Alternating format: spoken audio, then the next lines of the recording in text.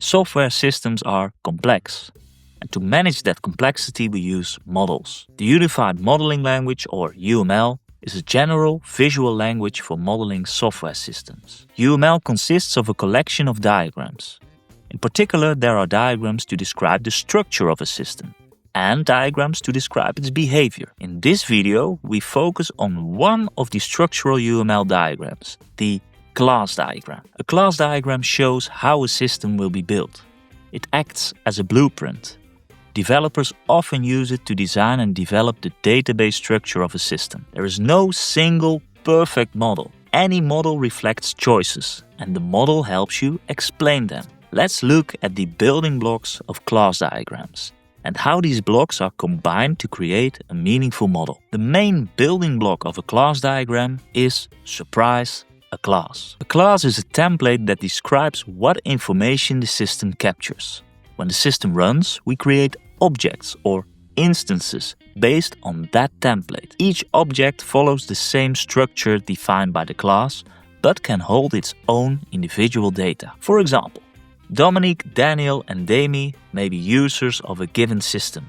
And within the system, for each of them, their username, email, and password is recorded, such that they can log in and use the system. Although these three accounts represent different people in the real world, within the system, the same template or class is used to store their information. The account class may specify that every account has a username, email, and password, and Dominic, Daniel, and Demi are instances or objects of that account class. So, in short, the class is the blueprint or template, and the instances are the real objects created from that blueprint. A class diagram contains classes, but not objects. These classes are drawn as rectangles. The class name is in the top header and is written in singular form, so account, not accounts, even though the system may contain many accounts. One key challenge when making a class diagram is identifying the classes from real-world descriptions, a project brief, or conversations. These descriptions tell us what the system must store information about. Let's practice this. Suppose a hospital asks you to design a prototype of an electronic health record. They provided a project brief with the following requirements. 1.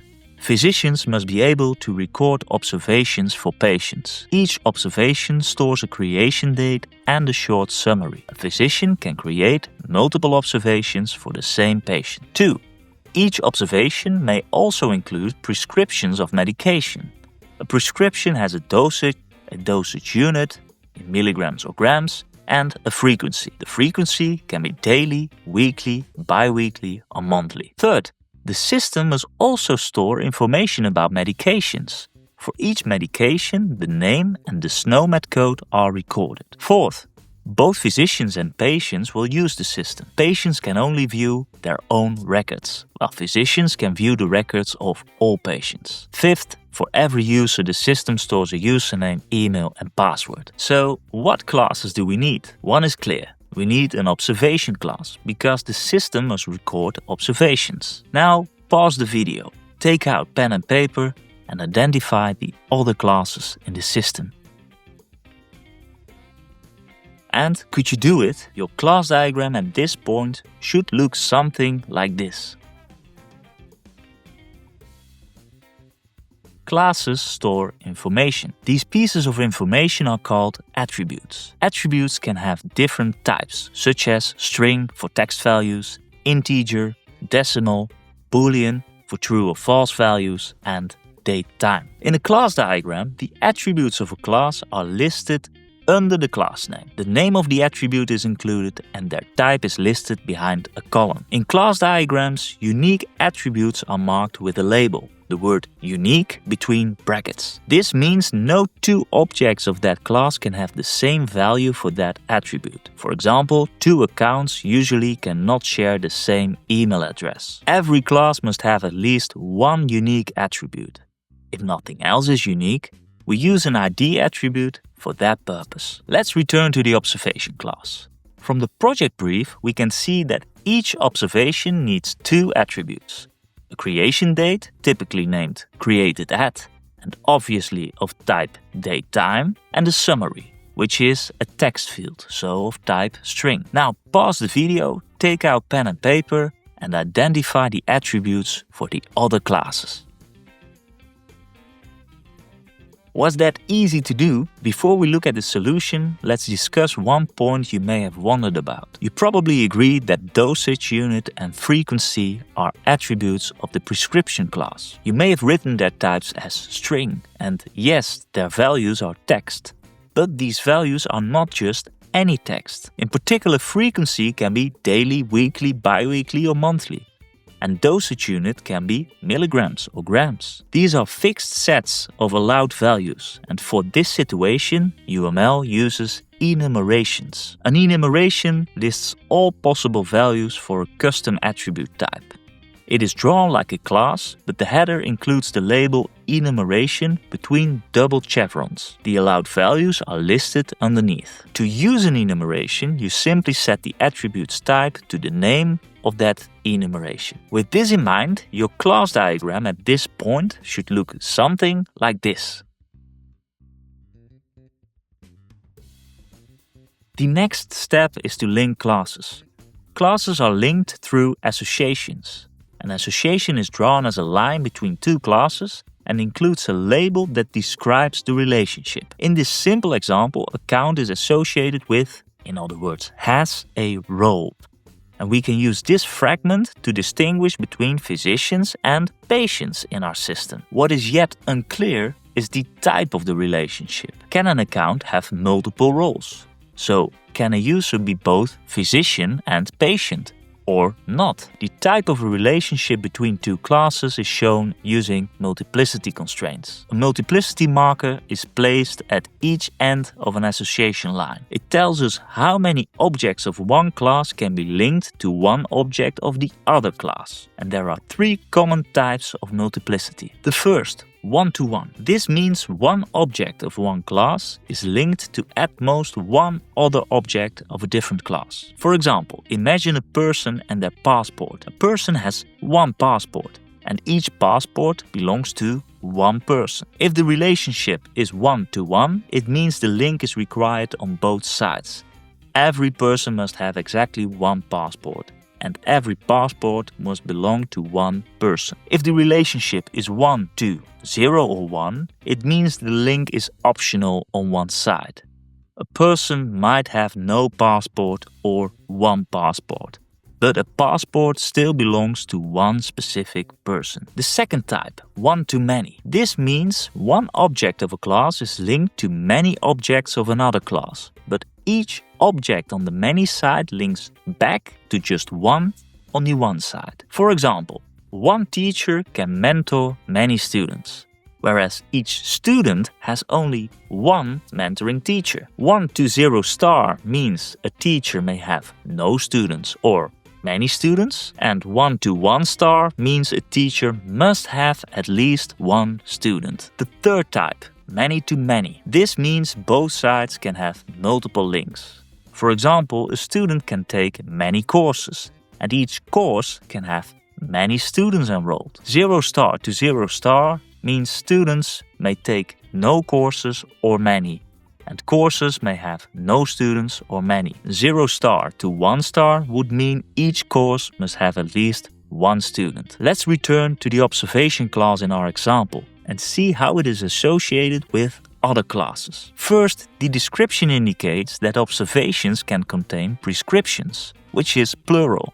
This indicates a one-to-many relationship between observations and prescriptions. Second, the system records who created the observation, a physician, and for which patient it was made. In our model, both physicians and patients are accounts, and their role is set by the role class.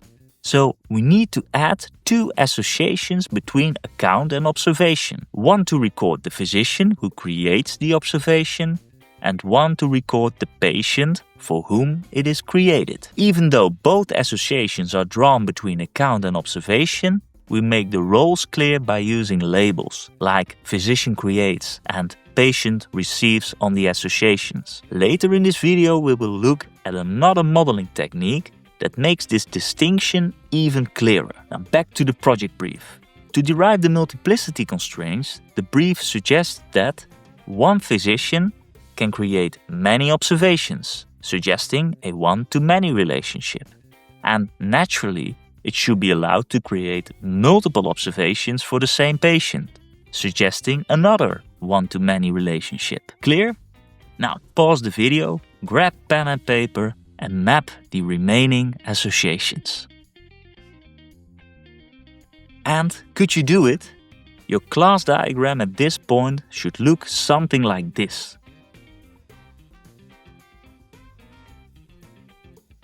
Earlier we noted that our model currently only shows who creates and receives an observation through its association label with the account class. I promised we can make this distinction clearer using generalization, also known as inheritance. A generalization links a general class, the superclass, to more specific classes, the subclasses. The subclasses inherit the attributes and associations of the superclass. In a class diagram, inheritance is shown with a hollow triangle arrow from the subclass to the superclass. In our example, both patient and physician can be modeled as subclasses of account. They still share the common attributes, username, email, and password. But each can also have its own additional attribute.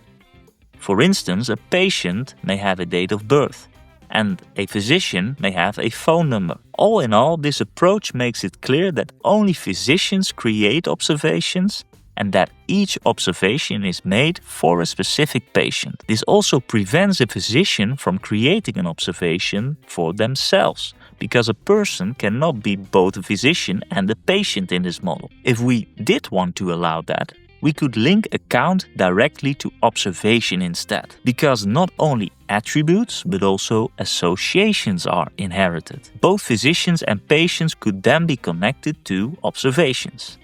And this would allow a physician to create observations about themselves. Now, because this is usually not desired, I think our final model should look something like this. Do you agree? So, to wrap up, we use UML class diagrams to model the structure of software systems. They help us move from real-world descriptions to a clear and organized blueprint. Through a class diagram, we identify classes and attributes and connect everything with associations and multiplicity constraints. Creating a class diagram is valuable in itself, because as you model, you surface assumptions, explain your design choices, and refine the diagram step by step. Modeling isn't about perfection on the first try. It's a skill, and skills take practice. I hope this video helped you take the first steps.